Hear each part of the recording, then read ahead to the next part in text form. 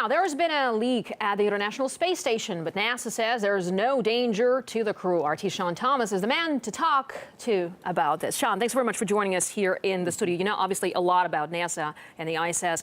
So tell us what's happening there exactly. I mean, apparently they saw some flakes there, but how serious is the problem? Exactly. Well, Thursday, May 9th, astronauts were, reviewing the space station, and what do they see? They see these white crystal flakes dissipating into the vacuum of space. Now, from the area where they saw this coming from, they determined that it was a coolant leak, specifically an ammonia-type coolant, in the 2B system loop. It's a system that they've had problems with in the past. Now, it is something that they're looking at. It is pretty serious, but NASA says that astronauts are not in danger at this time. Now, in order to fix it, there's a couple things they can do. They can shut the system down. They can go to backup systems or redundancies.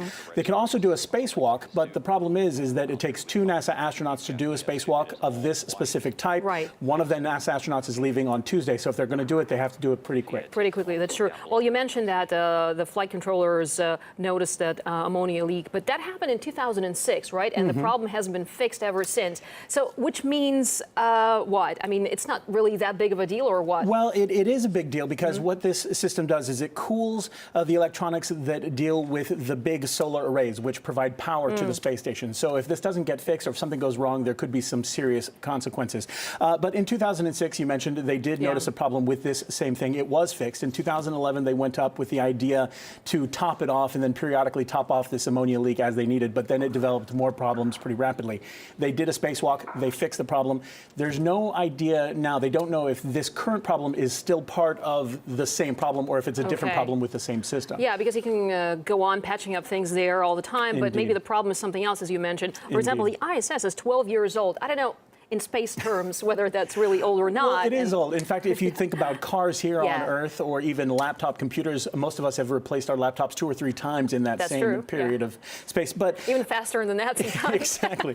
But the space station is built on a truss system and then some pressurized compartments and non-pressurized components.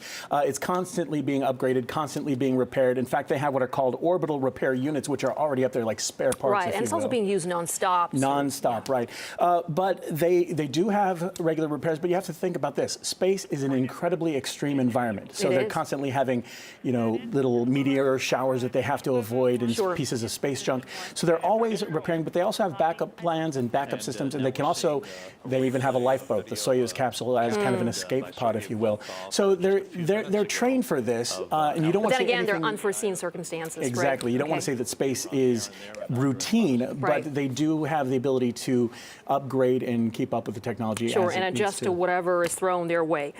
Well, Sean, thanks very much indeed for putting it all in perspective for us here and giving some insight on what the problem is and how we could possibly deal with it. That was RT's Sean Thomas talking to me in the studio.